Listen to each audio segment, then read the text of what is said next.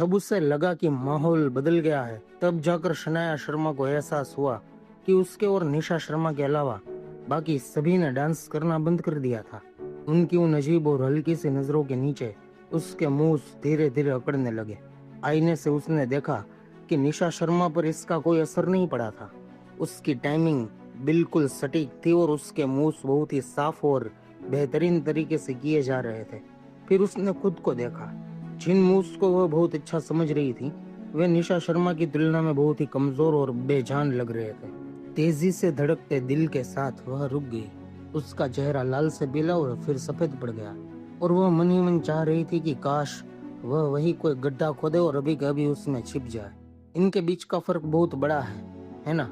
हाँ, मुझे तब ऐसा नहीं लगा जब वे अलग अलग डांस कर रही थी, लेकिन जब वे एक दूसरे के बगल में खड़ी होती है, हे भगवान, यह तो सबके सामने सरेआम बेइज्जती है। अगर मैं उसकी जगह होती तो शर्म से मर ही जाती। वे शब्द धीरे धीरे शनाया शर्मा के कानों में पड़े और उसके शरीर को किसी कुंद चाकू की तरह चीरते हुए निकल गए, जिससे वो अंदर तक लहूलुहान हो गई। उसका चेहरा और भी ज्यादा पीला पड़ता गया, उसके होठ हिले और उसने जबरदस्ती एक छोटी सी मुस्कान लाते हुए कहा, मुझे वॉशरूम जाना है।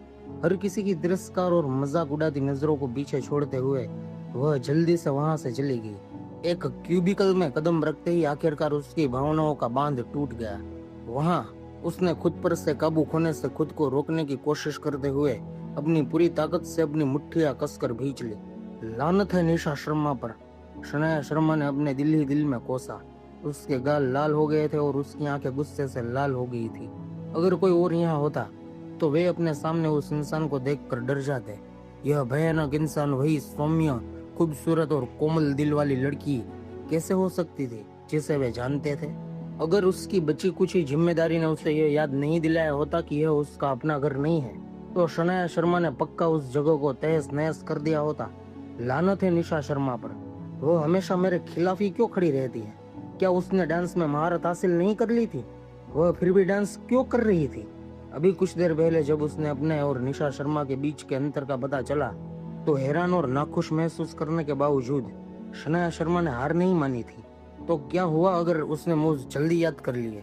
वह अंत में उसे हराने में पक्का कामयाब होगी। इसीलिए उसका इरादा लकी सर से बुरी लगन से सीखने का था। लेकिन किसने उम्मीद की होगी कि एक समय पर हर कोई रुक जाएगा और केवल वह और निशा शर्मा ही डांस करती रह जाएगी। यही कारण था कि उन दोनों के बीच का अंतर इतना साफ नजर आ रहा था। जब वे अकेले डांस कर रही थी तब यह अंतर इतना बड़ा नहीं लग रहा था, लेकिन कुछ देर पहले वे एक दूसरे से ज्यादा दूर नहीं खड़ी थी और बिल्कुल एक जैसे ही मूव्स कर रही थी। इसलिए एक ही नजर में उनके बीच का फर्क साफ देखा जा सकता था। शनाया शर्मा आग बबूला थी और अपने दांत इतनी जोर से पीस रही थी कि वे लगभग कुचल कर धूल बन गए होते। वह जानती थी कि निशा शर्मा ने यह सब जानबूझकर किया था। निशा शर्मा वहां मौजूद सभी के सामने उसे शर्मिंदा करना चाहती थी। हालांकि वह ऐसे ही हार नहीं मानेगी। निशा शर्मा तो बस एक कंगाल और छोटी सोच वाली बच्ची थी। उसके पास ऐसा क्या था जिससे वह उसका मुकाबला कर सके? अपने मूड को ठीक करने के लिए कुछ गहरी सांसें लेने के बाद शनाया शर्मा आखिरकार वॉशरूम से बाहर निकली। जब तक वह डांस क्लासरूम में लौटी, शनाया शर्मा के चेहरे के भाव वापस सामान्य हो गए थे। हालांकि जब उसने निशा शर्मा को एक भीड़ से घिरे देखा, तो वह खुद को एक बार फिर से सुन होने से नहीं रोक पाई। वे क्या कर रहे थे? देखो, इस हिस्से को ऐसे किया जाना चाहिए। कमरे में निशा शर्मा की आवाज गूंजी। चलो, हाथ पैर, 1 2 3 4। ओह, मैं समझ गई। बाकी सब हैरान हुए बिना नहीं रह सके। तो आखिरकार यह इतना मुश्किल भी नहीं था। चलो आगे बढ़ते हैं। ऐसा लगा कि निशा शर्मा ने शनाया शर्मा के वापस आने पर ध्यान नहीं दिया। इसके बजाय वह बाकी ट्रेनिस को मूव्स सिखाने में लगी रही। बाकी लोगों ने केवल शनाया शर्मा पर एक नजर डाली और फिर वापस अपने मूव्स पर ध्यान केंद्रित करने लगे। लकी सर अभी अभी एक कॉल उठाने के लिए बाहर गए थे, इसीलिए निशा शर्मा उनकी असिस्टेंट कोच बन गई थी। उन्हें बहुत हैरानी हुई कि निशा शर्मा उनकी कल्पना से कहीं ज्यादा मिलनसार थी। शनाया शर्मा को पता चला कि सबके सामने खुद को शर्मिंदा करने से भी बदतर कुछ और था, और वह यह था कि किसी को भी उसकी कोई परवाह नहीं थी। बाकी की क्लास में शनाया शर्मा बेचैन रही। जब उसने दूसरे लोगों को निशा शर्मा से डांस सीखते हुए देखा, तो उसे लगा जैसे उसके दिल में आग लग गई हो। हालांकि अगर कोई उसकी तरफ देखता तो उसे लगता कि वे उस पर हंस रहे हैं। जिस बात ने उसे सबसे ज्यादा गुस्सा दिलाया वह थी उसके प्रति निशा शर्मा की उदासीनता। कई बार जब उनकी नजरें मिली तो निशा शर्मा ने जल्दी से मुंह फेर लिया और उसकी तरफ देखने से भी इनकार कर दिया। निशा शर्मा की आंखें बेहद सर्द थी, मानो शनाया जिक्र करने लायक भी न हो। निशा शर्मा का इससे क्या मतलब था? शनाया शर्मा का दिल ऐसा बेचैन हो रहा था मानो चींटियों ने काट लिया हो, जो बहुत ही असहज करने वाला था। यह देखकर कि हर कोई निशा शर्मा को पहले से ज्यादा पसंद कर रहा था और उसकी तारीफ कर रहा था, उसे लगा मानो हवा कम हो गई हो और उसका दम घुटने वाला हो। क्लास के दौरान वह जैसे किसी और ही दुनिया में थी, ध्यान केंद्रित नहीं कर पा रही थी। इसके बावजूद लकी सर ने उसकी कोई आलोचना नहीं की, उनका पूरा ध्यान तो निशा शर्मा पर ही था। यह सोचकर शनाया शर्मा ने नफरत से अपने दांत पीस लिए। उसने अपनी जिंदगी में पहले कभी इस तरह का अपमान नहीं सहा था। वह हमेशा से भीड़ में आकर्षण का केंद्र रही थी। उसे हर किसी की नजर में रहने का वह अद्भुत एहसास पसंद था, जिससे उसे लगता था कि वह वहां मौजूद सबसे खूबसूरत और शानदार इंसान है। लेकिन आज सब कुछ उसके काबू से बाहर था। क्लास खत्म होने के बाद भी शनाया शर्मा इस सदमे से उबर नहीं पाई। जब आखिरकार क्लास खत्म हुई तो वह खुद को श्वेता मेहरा के पास जाने से नहीं रोक पाई। जैसे ही उसने उनके ऑफिस में कदम रखा और श्वेता मेहरा को देखा, वह फूट फूट कर रोने लगी। श्वेता आंटी! शनाया शर्मा को रोता देख श्वेता मेहरा तुरंत घबरा गई। क्या हुआ? तुम्हें किसने चोट पहुंचाई? श्वेता मेहरा ने चिल्लाते हुए पूछा और शनाया शर्मा के चारों ओर घूमकर देखने लगी कि कहीं उसे कोई चोट तो नहीं आई है। यह पक्का करने के बाद कि उसे कोई चोट नहीं आई थी, उन्होंने राहत की सांस ली, लेकिन वे अभी भी बहुत घबराई हुई थी। श्वेता आंटी को बताओ, बात क्या है? तुम्हें परेशान करने की हिम्मत किसने की? इससे पहले कि वह अपना मुंह खोल पाती, शनाया शर्मा खुद को एक बार फिर से रोने से नहीं रोक पाई। रो मत, हुआ क्या है? श्वेता मेहरा का दिल टूट रहा था। आखिर हुआ क्या है? अगर शनाया शर्मा ने उन्हें नहीं रोका होता तो शायद वे बाहर जाकर किसी से इस मामले के बारे में पूछ लेती।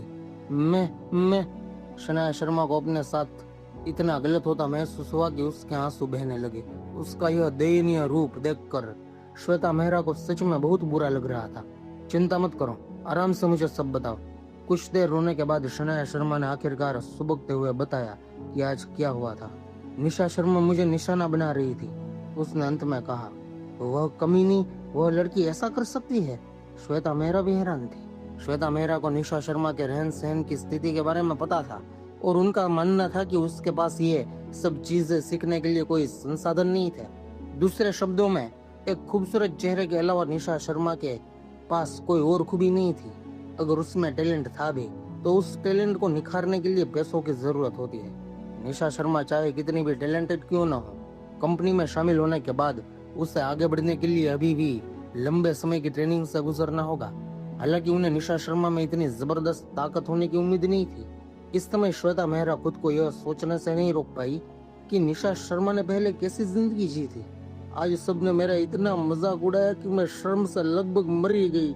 शनाया शर्मा ने श्वेता मेहरा के सामने बेशर्मी से अपनी भड़ास निकाली। अब मुझे स्टार नहीं बनना है। बकवास! श्वेता मेहरा का चेहरा तुरंत सख्त हो गया, जिससे शनाया शर्मा हक्की बकी रहेगी। तुम खुद की तुलना उससे क्यों कर रही हो? श्वेता मेहरा ने गहरी सांस ली और उसे तसल्ली देते से पहले अपने दिल में सुलग रही उस भयानक आग को दबाया। तुम और वह एक ही दुनिया के नहीं हो। भले ही उसने यहाँ अच्छा प्रदर्शन किया हो, लेकिन यह कंपनी उसकी नहीं है। क्या तुम्हें लगता है कि डेब्यू करना इतना आसान है? श्वेता मेहरा ने कभी उम्मीद नहीं की थी कि निशा शर्मा इस कंपनी में शामिल होगी।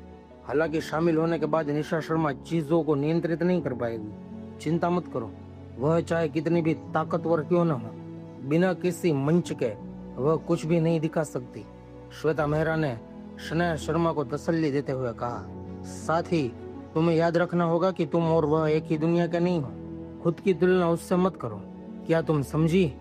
श्वेता मेहरा का चेहरा सख्त था और वे बहुत ही गंभीरता से बोल रही थी। यह पहली बार था जब शनाया शर्मा ने श्वेता मेहरा को इतना गंभीर और प्रभावशाली देखा था, इसलिए उसने आज्ञाकारी बच्चे की तरह सिर हिलाया।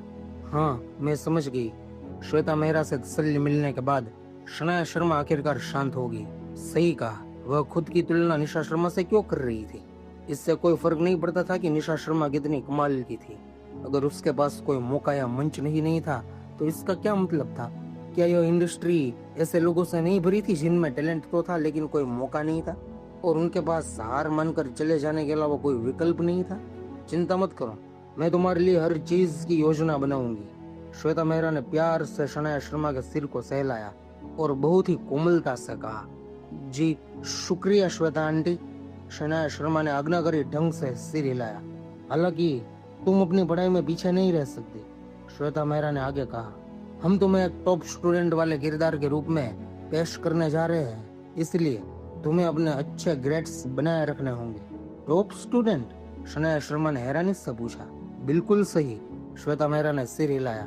कई स्टार्स की अपनी एक खास छवि होती है। जब समय आएगा तो तुम्हें सबसे लोकप्रिय रास्ते पर चलना होगा। एक टॉप स्टूडेंट होना सबसे लोकप्रिय है। एक टॉप स्टूडेंट होना न केवल छात्र फैंस पाने के लिए बहुत अच्छा था, बल्कि यह माता पिता को भी आकर्षित करता था। हर माता पिता को उम्मीद होती है कि उनके बच्चों को एक सकारात्मक आदर्श मिले। एक टॉप स्टूडेंट आइडल न केवल बच्चों को उन्हें पसंद करने के लिए प्रेरित करता था, बल्कि यह छवि उनके माता पिता को भी खुश करती थी। अगर माता पिता संतुष्ट हो तो यह छात्रों की क्रय शक्ति को भी बढ़ाता था, क्योंकि उनके खर्च करने के पैसे उनके माता पिता द्वारा ही नियंत्रित किए जाते हैं। मैं समझ गई, शनाया शर्मा ने थोड़े गर्व के साथ सिर हिलाया।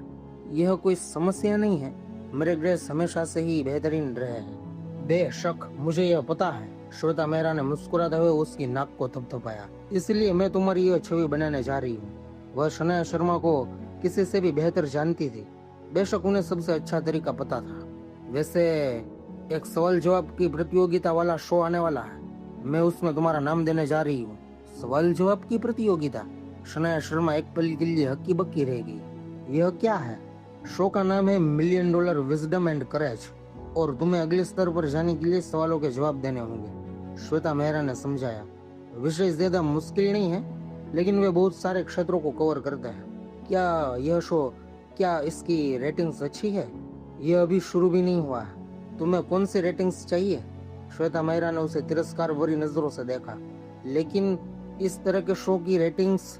शनाया शर्मा के चेहरे पर मिले जुले भाव थे। इस तरह के सवाल जवाब वाले प्रोग्राम की रेटिंग्स आमतौर पर अच्छी नहीं होती थी, क्योंकि वे आमतौर पर इतने दिलचस्प नहीं होते थे। चिंता मत करो, तुम बस थोड़ी देर के लिए जा रही हो। यह तुम्हारी छवि बनाने के लिए बहुत अच्छा है। जब तक शनाया शर्मा इस शो में अच्छा प्रदर्शन करती है, तब तक वे उसके टॉप स्टूडेंट्स वाली छवि को वायरल करने के लिए ऑनलाइन कमेंट्स और मार्केटिंग अकाउंट्स को काम पर रख सकती थी। ठीक है, शनाया शर्मा आखिरकार समझ गई और तुरंत एक शानदार मुस्कान दी।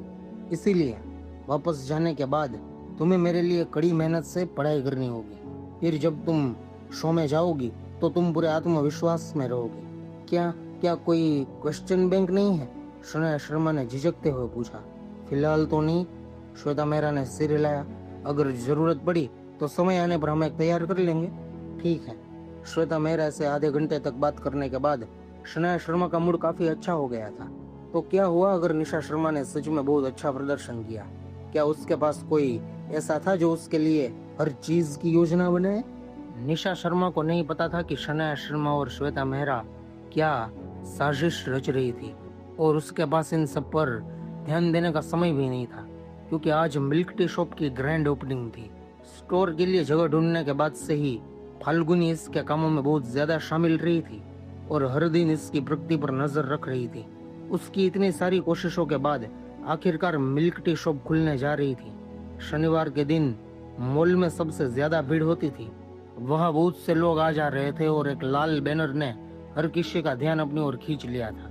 स्वादिष्ट और सेहतमंद ऐसी मिल्क टी जो आपका वजन कभी नहीं बढ़ने देगी। यह नारा बोलने में बहुत आसान तो नहीं था, लेकिन इसका संदेश बहुत ही आकर्षक था। वजन न बढ़ाने वाली मिल्क टी, क्या यह कोई मजाक था? हर कोई जानता था कि मिल्क टी एक ऐसा ड्रिंक है जिसमें शुगर और कैलोरी दोनों बहुत ज्यादा होती है, जिससे वजन बढ़ना तय होता है। फिर भी सुनिशा स्वीट्स नाम की यह मिल्क टी शॉप ऐसा बैनर लगा रही थी। यह साफ तौर पर झूठा प्रचार था। हालांकि हर कोई यही सोच रहा था, लेकिन अपनी ओर आती हुई उस मीठी महक को सुनने के बाद वे फिर भी उस ओर खींचे चले आए। आज की ग्रैंड ओपनिंग के मौके पर ग्राहकों को मिल्क टी के लिए एक पर एक मुफ्त कूपन दिया जा रहा था। काउंटर पर सजे रंग बिरंगे मिल्क टी के सांचों को देखकर हर किसी की आंखें चमक उठी। ये मिल्क टी सच में बहुत ही खूबसूरत थी। वहाँ लाल, नारंगी, पीले, हरे, नीले और बैंगनी रंगों के कुल 7 कप थे। रंग बिल्कुल ताजा और रसीले थे, तारों भरे आसमान जितने ही चमकीला और खूबसूरत। कुछ में तो कोकोनट पल्स भी मिले हुए थे। यह जानते हुए भी कि वे सांचे थे, वे बहुत ही स्वादिष्ट लग रहे थे। क्या यह मिल्क टी वजन नहीं बढ़ाती? कोई खुद को पूछने से नहीं रोक सका। चूंकि लोग मिल्क टी पीना चुनते थे, इसलिए वे स्वाभाविक रूप से अपना वजन बढ़ने के लिए तैयार रहते थे। हालांकि यह शॉप वजन न बढ़ाने वाले उत्पाद का प्रचार कर रही थी, इसलिए हर किसी को पूछना ही था। बेशक शॉप में काम करने वाली सभी कर्मचारी मुस्कुराते चेहरों वाली खूबसूरत जवान लड़कियां थी। हमारी मिल्क टी की लेबोरेटरी में जांच की गई है, इसलिए हम इस बात की पुष्टि कर सकते हैं कि इसमें कैलोरी और शुगर की मात्रा आम मिल्क टी की तुलना में केवल 10वां हिस्सा है। यह आपकी स्वाद कलिकाओं को संतुष्ट करेगी और आपका वजन भी बिल्कुल नहीं बढ़ेगा। राहगीरों ने एक दूसरे को देखा। कैलोरी तो फिर भी ठीक थी, लेकिन अगर मिल्क टी में आम ड्रिंक की तुलना में केवल 10वां हिस्सा ही शुगर थी, तो क्या यह मिल्क टी कहलाने लायक भी थी? मिल्क टी को मीठा होना चाहिए। आपका मतलब है कि यह मिल्क टी मीठी नहीं है? नहीं, हमारी मिल्क टी बहुत मीठी है। क्लर्क ने ग्राहकों को चखाने के लिए छोटे कप आगे बढ़ाए। ये लीजिए, इसे चक्कर देखिए। पर राहगीरों ने झिझकते हुए अपने हाथ आगे बढ़ाए और मिल्क टी के छोटे कप उठाकर उसे पीने लगे। ऐसा करने के बाद हैरानी से उनकी आंखें फटी की फटी रह गई। यह बहुत ही स्वादिष्ट थी। मिल्क टी में एक भरपूर दूधिया महक थी और उसकी मिठास भी बिल्कुल सही मात्रा में थी। इसका स्वाद बहुत ही रेशमी था, लेकिन जिस भी चीज ने इसे ऐसा बनाया था वह बिल्कुल भी चिपचिपी या गाढ़ी नहीं थी। आप इसे जितना पीते, आपका मन इसे और पीने का करता। यह स्वादिष्ट है। इसे पीने के बाद मेरा वजन सच में नहीं बढ़ेगा? किसी ने चमकती आंखों के साथ जोर से पूछा। बिल्कुल नहीं, क्लर्क ने मुस्कुराते हुए सिर हिलाया। इसमें जड़ी बूटियां हैं, इसलिए यह आपकी सेहत के लिए बहुत अच्छी है, लेकिन मुझे तो इसमें किसी जड़ी बूटी का स्वाद नहीं आ रहा। खैर, यही तो हमारी सीक्रेट रेसिपी है। सीक्रेट रेसिपी हो या ना हो, वजन बढ़ाए या न बढ़ाए, यह मिल्क टी सच में बहुत स्वादिष्ट थी। मिल्क टी दिखने में भी बहुत शानदार थी। जब बहुत से लोगों ने दूसरों को बेहतरीन और शानदार कपों में अपने खूबसूरत और आकर्षक मिल्क टी लेकर बाहर आते देखा, तो वे भी इसे आजमाने के लिए उत्सुक हो गए। और आज एक पर एक मुफ्त का ऑफर भी चल रहा था। जल्द ही दरवाजे पर एक लंबी लाइन लग गई। निशा शर्मा और लावण्या सिंह अपनी टोपी और मास्क पहने हुए स्टोर में मदद कर रही थी, और वे दोनों बहुत ही ज्यादा व्यस्त थी। बाहर भीड़ को देखकर उनकी मुस्कान और भी चौड़ी हो गई। बहुत बढ़िया, लावण्या सिंह बहुत खुश थी। हर कोई इसे पसंद कर रहा है। उसे पूरा भरोसा था कि बहुत से ग्राहक बार बार यहाँ आएंगे। आधे घंटे बाद आगे से खबर आई कि बाहर ले जाने वाले 2 बड़े आए हैं, जिनमें से हर एक में से 100 से ज्यादा कप मिल्क टी है। एक बड़ा ऑर्डर? लावण्या सिंह उत्साहित हो गई। इस इलाके में कई ऑफिस बिल्डिंग्स थी, जिनमें से ज्यादातर कंपनियों से भरी हुई थी। यह कंपनी आमतौर पर दोपहर की चाय का ऑर्डर देती थी, जिसमें हमेशा मिल्क टी, केक, फल आदि शामिल होते थे। यह कहा जा सकता है कि आसपास की दुकानों में अक्सर थोक में ऑर्डर आते थे, लेकिन लावण्या सिंह ने नहीं सोचा था कि इतनी जल्दी ऐसा कोई बड़ा ऑर्डर आ जाएगा। फल्गुनी स्टोर के पिछले हिस्से में आई, वह भी उतनी ही खुश थी। हाँ, बड़े ऑर्डर। फाल्गुनी ही इस मिल्क टी शॉप को संभालती थी, इसलिए वह इन ऑर्डर्स को लेकर बहुत ज्यादा खुश थी। एक यहाँ पास की ही एक बड़े ब्यूटी सैलून के लिए है और दूसरा ऊपर वाली मंजिल की एक कंपनी के लिए है, उसने समझाया। मैंने नहीं सोचा था कि हम इतनी जल्दी मशहूर हो जाएंगे। लावण्या सिंह बहुत उत्साहित थी। उसके हाथ लगातार चल रहे थे, जो बहुत ही कुशल लग रहे थे।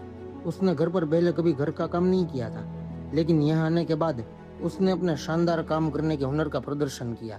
यह देखकर फाल्गुनी को लगा कि शायद लावण्या सिंह को घर पर भी ज्यादा काम करना चाहिए। आज हमारी ओपनिंग है, इसलिए हमारा एक पर एक मुफ्त का ऑफर चल रहा है। शायद इसलिए उन्हें दिलचस्पी है। हालांकि फाल्गुनी खुश थी, लेकिन उसने बात को बढ़ा चढ़ा कर नहीं कहा। एक बार बस वे इसे पी ले, फिर हम पक्का उन्हें बार बार अपने पास वापस बुला लेंगे, निशा शर्मा ने गर्व से कहा। बिल्कुल, लावण्या सिंह ने समय निकाल कर तालियां बजाई। हम पक्का उन्हें अपना ग्राहक बना लेंगे। उनकी यह स्वादिष्ट मिल्क टी पक्का आसपास के सभी लोगों को अपनी ओर खींच कर रखेगी। ऐसी मिल्क टी बिना किसे पसंद नहीं होगा, जो वजन न बढ़ाती हो, स्वादिष्ट हो और सेहतमंद भी हो, खासकर ऑफिस में काम करने वालों को। वे तो इसमें पक्का दिलचस्पी दिखाएंगे ही। एक व्यस्त दोपहर के बाद लावण्या सिंह पूरी तरह से थक चुकी थी। वह अपना मास्क और टोपी उतारते हुए स्टोर के पिछले हिस्से से बाहर आई। तुम यहाँ क्या कर रही हो? एक हैरान सी आवाज सुनाई दी। लावण्या सिंह ने उस ओर देखा और झिझकते हुए पूछा, तुम? उसके सामने एक छरहरी सी जवान लड़की खड़ी थी जिसकी लंबाई 160 सेमी से भी कम थी। उसकी आंखें बहुत खूबसूरत थी, लेकिन उसके चेहरे के भावों में उदासी की एक झलक थी जिसे देखकर किसी को भी तरस आ जाए। उसने एक सफेद ड्रेस पहनी हुई थी जो उसकी पतली कमर को उभार रही थी, जो इतनी संकरी थी कि देखने में ऐसा लग रहा था मानो आसानी से टूट जाएगी। बस इसी एक नजर ने लावण्या सिंह को उसके प्रति नापसंदगी से भर दिया। उससे पक्का साफ और सीधे स्वभाव वाले लोग पसंद थे। यह लड़की बहुत मुड़ी और भावुक लग रही थी। वह उसकी पसंद की इंसान नहीं थी। हालांकि उसे नहीं पता था कि यह लड़की कौन थी। उस लड़की ने हैरानी से लावण्या सिंह को देखा और बदले में पूछा, क्या तुम यहाँ काम करती हो? लावण्या सिंह ने एक एप्रन पहना हुआ था जिस पर सुनिशा स्वीट्स छपा था। हालांकि उसका वजन काफी कम हो गया था, लेकिन वह अभी भी आम लोगों की तुलना में काफी बड़ी भारी दिखती थी। इस लड़की से तुलना करने पर यह अंतर और भी साफ तौर पर दिखाई दे रहा था। तुम मुझे जानती हो?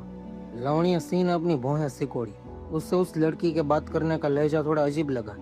मैं तुम्हें जानती हूँ। उस लड़की ने सिर हिलाया। तुम युवी की दोस्त हो? युवी? सुहानी हक्की बक्की रह गई। उसे यह समझने में थोड़ा समय लगा कि वह युवराज के बारे में बात कर रही थी। निशा शर्मा के जरिए लावण्या सिंह भी युवराज को जानने लगी थी। युवराज लावण्या सिंह से पतला था, लेकिन वह अभी भी मोटा ही था। वे दोनों एक साथ काफी ध्यान खींचने वाले लगते थे। इसके अलावा युवराज का स्वभाव बहुत ही सीधा साधा था, इसलिए वे उसके साथ अच्छी तरह घुल मिल गए थे। तुम कौन हो? लावण्या सिंह ने भौहें सिकुड़ते हुए पूछा। मेरा नाम जिया है। मैं स्कूल में युवी की सहपाठी हूँ और उसकी वह पड़ोसन भी हूँ जो उसके साथ ही बड़ी हुई है। जिया ने अपना चेहरा थोड़ा नीचे झुकाए हुए बहुत ही कोमलता से कहा। लावण्या सिंह ने त्योरिया चढ़ाई। ये शब्द सुनने में थोड़े अजीब लग रहे थे। हालांकि उसने इस बारे में ज्यादा नहीं सोचा और आगे पूछा, क्या तुम कुछ मिलिट्री खरीदना चाहती हो? मैं बस यहाँ से गुजर रही थी, जिया ने मुस्कुराते हुए जवाब दिया। तो तुम यहाँ काम करती हो?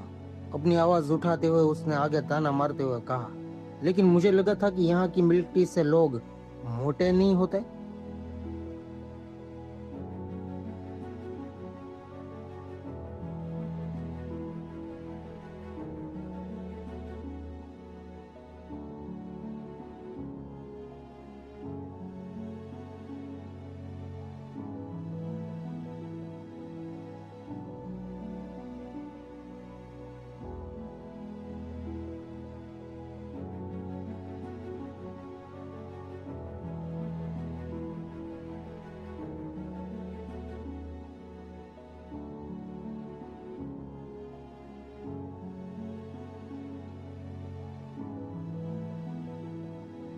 इन शब्दों ने बाकी लोगों को भी उस ओर देखने पर मजबूर कर दिया।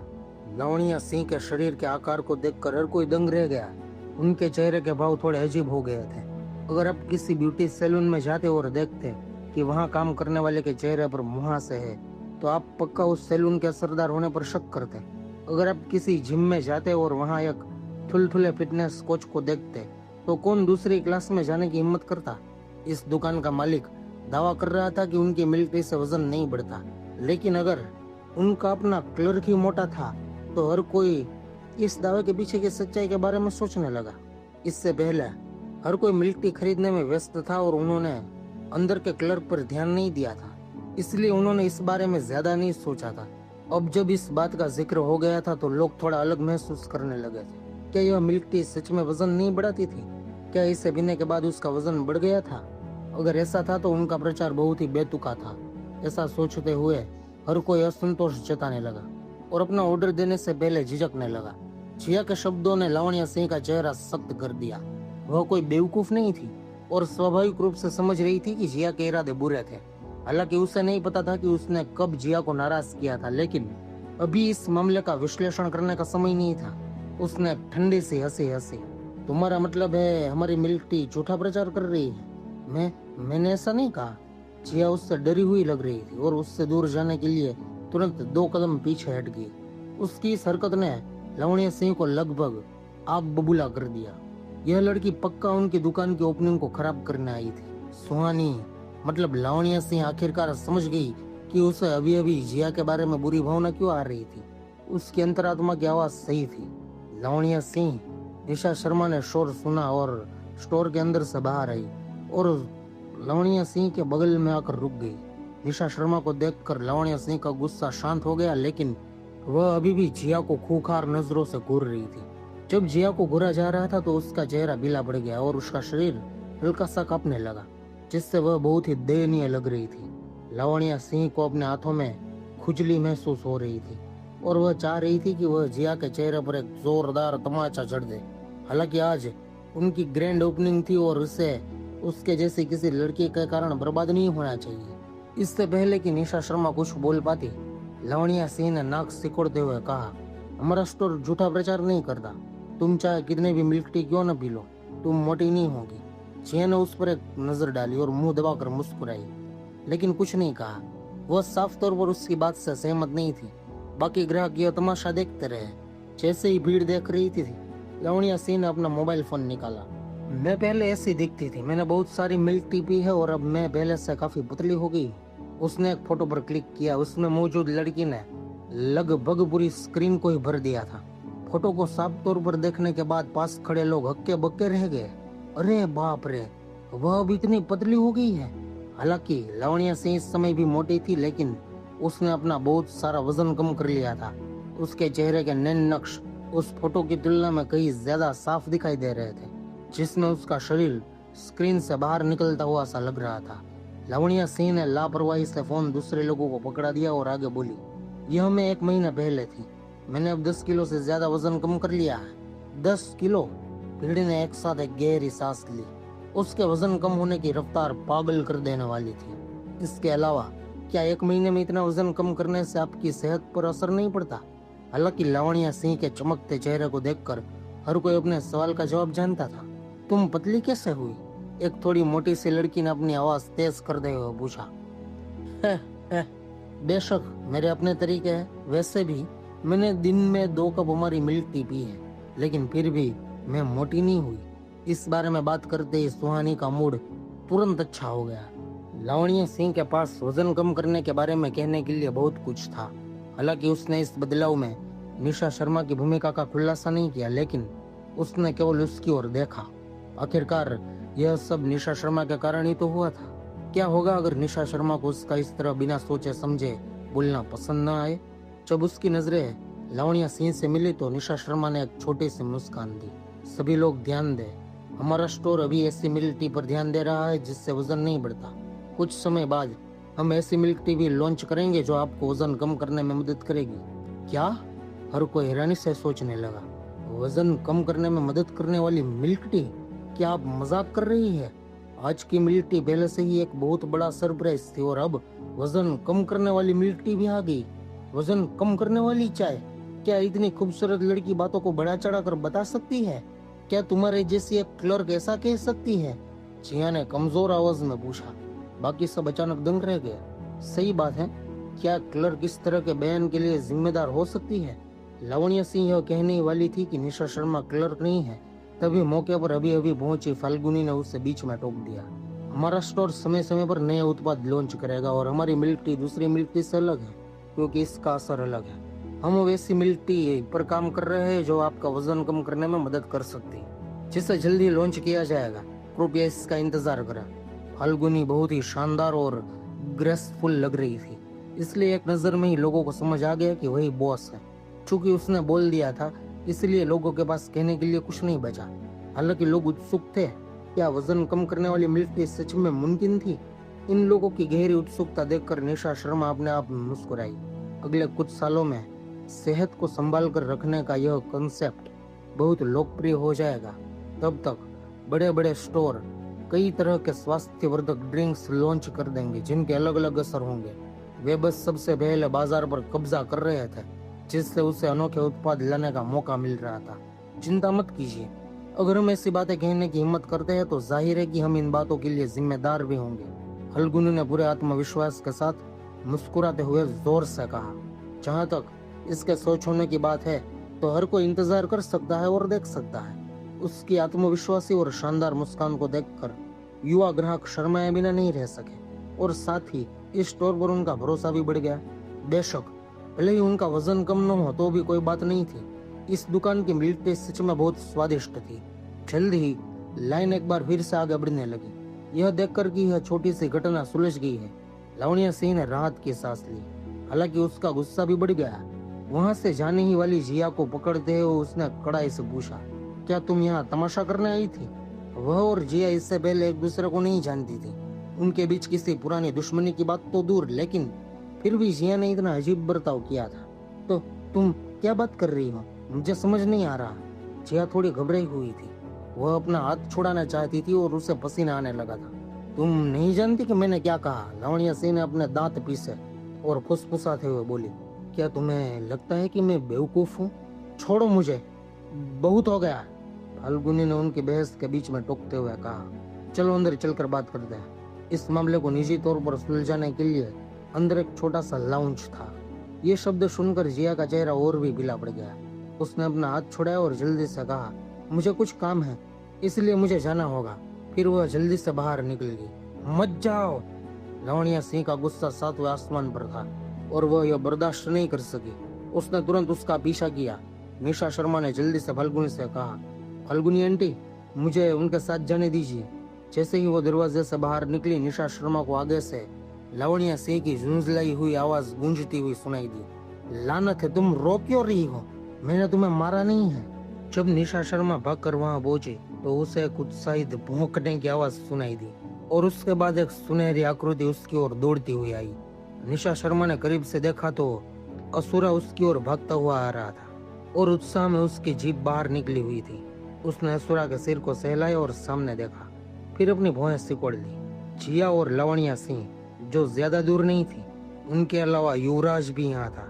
इस समय जिया की आंखों में आंसू थे और उसके चेहरे पर पीड़ित होने के भाव थे।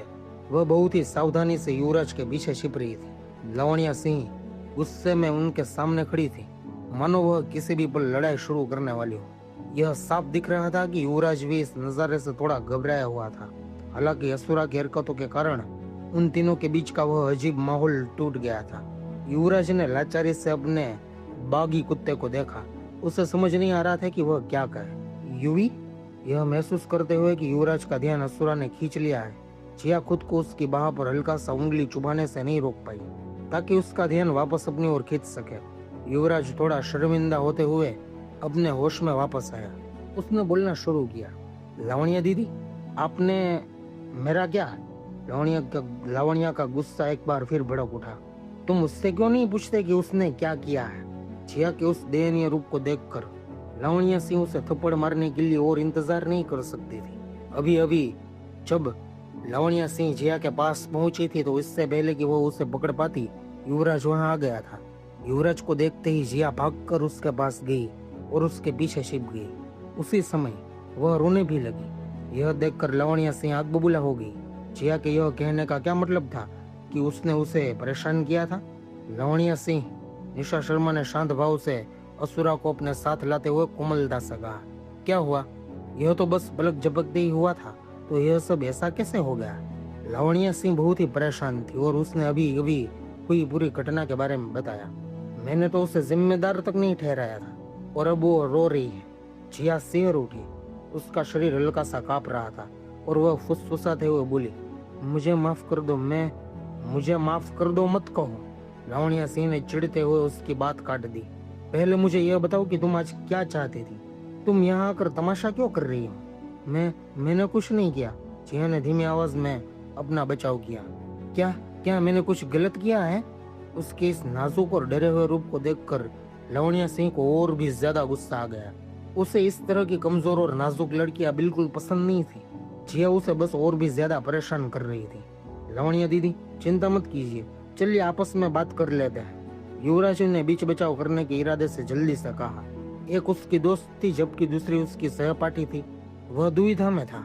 आपस में बात कर ले। निशा शर्मा ने लावण्या सिंह को रोका और उसके गुस्से को बीच में ही काट दिया। चिंता मत करो, चलो बात करते हैं। निशा शर्मा की उस साफ और तेज नजर का सामना करते हुए जिया की आंखें टिमटिमा गई। वो खुद को दूसरी ओर देखने से नहीं रोक पाई। उसमें उसकी आंखों से आंखें मिलाने की हिम्मत नहीं थी। यह देखकर निशा शर्मा लगभग मुस्कुराई दी। इस लड़की के मन में सच में कुछ न कुछ चल रहा था। यहाँ बहुत सारे लोग हैं, इसलिए चलो बैठकर बात करने के लिए कोई जगह ढूंढते हैं, निशा शर्मा ने कहा। और बाकी किसी ने भी इसका विरोध नहीं किया। जिया ने कुछ अस्पष्ट भावनाओं के साथ उन पर एक नजर डाली और चुपचाप अपना सिर झुकाया रखा। वह एक दयनीय और संताई हुई लड़की की तरह लग रही थी। उस स्टोर के बारे में क्या ख्याल है जहां हम पहले गए थे? युवराज ने सुझाव दिया। ठीक है। उन दोनों के बीच की इस जानी पहचानी बातचीत को सुनकर जिया का चेहरा हल्का सा बदल गया। हालांकि उसने जल्दी से अपने उन भावों को छिपा लिया, लेकिन यह बदलाव निशा शर्मा की नजरों से बच नहीं सका। असुरा को निशा शर्मा के पीछे पीछे जाते देख जिया को एक तरकीब सूझी। वह मुस्कुराई और उसने आदेश दिया, असुरा चलो। अप्रत्याशित रूप से असुरा ने उसकी ओर एक नजर तो डाली, लेकिन उसे नजरअंदाज कर दिया और निशा शर्मा की ओर देखकर अपनी पूंछ हिलाता रहा। असुरा ने जिया पर बिल्कुल भी ध्यान नहीं दिया, बल्कि इसके बजाय वह निशा शर्मा की ओर देखकर जोर जोर से अपनी पूंछ हिलाता रहा। उसे देखकर ऐसा लग रहा था मानो वह किसी भी पल निशा शर्मा पर छलांग लगा देगा। जहां तक जिया की बात है, वह कौन थी? यह बहुत ही अजीब पल था। लावण्या सिंह खुद को हंसने से नहीं रोक पाई। उसका गुस्सा काफी हद तक शांत हो गया था। शर्मिंदगी और झेप के कारण जिया का चेहरा भी लाल हो गया था। युवराज ने इस बारे में ज्यादा नहीं सोचा, बल्कि असुरा के बर्ताव को समझाने की कोशिश की। इसकी बात का बुरा मत मानना, जब भी निशा आसपास होती है तो मेरे लिए भी कोई जगह नहीं होती। हालांकि मैं ही इसका मालिक हूँ। जिया अजीब तरीके से हंसी, लेकिन उसने कुछ नहीं कहा। असुरा चलो। निशा शर्मा ने मुस्कुराते हुए असुरा की ओर अपना हाथ हिलाया और असुरा आज्ञाकारी बच्चे की तरह उसके पास चला गया। यह देखकर कि असुरा किस तरह निशा शर्मा की खुशामद कर रहा था, जिया के चेहरे के भाव बहुत ही भद्दे हो गए। उसे अपनी निराशा को छिपाने के लिए अपने होठों को चबाना पड़ा। बहुत जल्द सभी लोग उस रेस्टोरेंट में पहुंच गए जहां वह पिछली बार गए थे। जब उसने देखा कि कैसे मैनेजर ने युवराज के साथ बहुत सम्मान से पेश आया है, तो जिया की उदासी गायब हो गई और उसकी आंखें लगभग चमक उठी। निशा शर्मा ने मन ही मन मुंह सिकोड़ा और जिया को थोड़ा और अच्छे से जान गई। उनके बैठ जाने के बाद निशा शर्मा ने असुरा को सहलाया, जो उसके बगल में पसरा हुआ था और उसका साथ छोड़ने को तैयार नहीं था। उसने पूछा, युवी क्या तुम हमें इससे नहीं मिलवाना चाहते? युवराज ने सिर हिलाया। यह जिया है, मेरी सहपाठी। यह निशा शर्मा है और वह लावण्या दीदी। ये दोनों मेरी अच्छी दोस्त हैं। क्या यह सिर्फ तुम्हारी सहपाठी है? निशा शर्मा ने एक विचारशील मुस्कान दी। क्या तुम्हारा किसी और तरह से कोई रिश्ता नहीं है क्या? तुम क्या बात कर रही हो? उसकी बात सुनकर युवराज शर्मा गया। तुम क्या सोच रहे हो? निशा शर्मा ने हंसते हुए दोहराया। तुम्हारी सहपाठी होने के अलावा क्या यह तुम्हारी वह पड़ोसन भी नहीं है जो तुम्हारे साथ ही बड़ी हुई है? उसकी बातें सुनकर जिया का चेहरा पीला पड़ गया। युवराज ने उसकी प्रतिक्रिया पर ध्यान नहीं दिया। वह इस समय थोड़ा उलझन में था। जब हम बच्चे थे तब हम पड़ोसी हुआ करते थे, लेकिन वह तो सालों पहले की बात है। अगर मुमकिन होता तो जिया का चेहरा और भी ज्यादा पीला पड़ गया होता। इस बात पर सुहानी मतलब लावण्या खुद को जोर से हंसने से नहीं रोक पाई। तो मुझे लगता है कि यह बचपन के प्यार वाली बात बस मनगढ़ंत है ना? लावण्या सिंह की प्रतिक्रिया ने युवराज को और भी ज्यादा उलझन में डाल दिया। हम चौथी कक्षा से पहले एक ही इलाके में रहते थे, लेकिन उसके बाद उसका परिवार वहां से चला गया। तो इसका मतलब यह है कि यह अभी तुम्हारी पड़ोसन नहीं है? लावण्या सिंह ने आगे पूछा। हाँ, युवराज ने हैरानी से कहा। जिया तुम्हें क्या हुआ? तुम्हारा चेहरा इतना पीला क्यों है? मैं जिया का चेहरा हर कुछ सेकंड में पीले और लाल होने के बीच बदल रहा था। वह चाह रही थी कि काश वह कोई गड्ढा खोदे और अभी का अभी उसमें छिप जाए। उसे उम्मीद नहीं थी कि निशा शर्मा उसे इतनी जल्दी और इतने खुल्लम खुल्ला बेनकाब कर देगी। उसकी यह पहचान इतनी जल्दी सामने नहीं आनी चाहिए थी। लेकिन उसे कैसे पता चलता कि निशा शर्मा अब उसी इलाके में रह रही थी जहाँ युवराज रहता था? अगर जिया उनके साथ एक ही इलाके में रहती थी तो निशा शर्मा ने पहले कभी इस सहपाठी को क्यों नहीं देखा था? लावण्या सिंह बहुत ज्यादा खुश थी। वह कोई बेवकूफ नहीं थी। वह कैसे नहीं जान पाती कि जिया क्या सोच रही थी। जब उसकी प्रतिक्रिया इतनी साफ थी, लावण्या सिंह को आखिरकार समझ आ गया कि जिया उससे खामियां निकालने क्यों आई थी। यह सब युवराज का कारण था। यह सोचकर वो खुद को युवराज का मुआयना करने से नहीं रोक पाई। क्या तुम क्या कर रही हो? उसकी इस तरह घूरने वाली नजरों के नीचे युवराज काफी असहज महसूस कर रहा था। और उसने लगभग अपने शरीर को अपने हाथों से ढक लिया।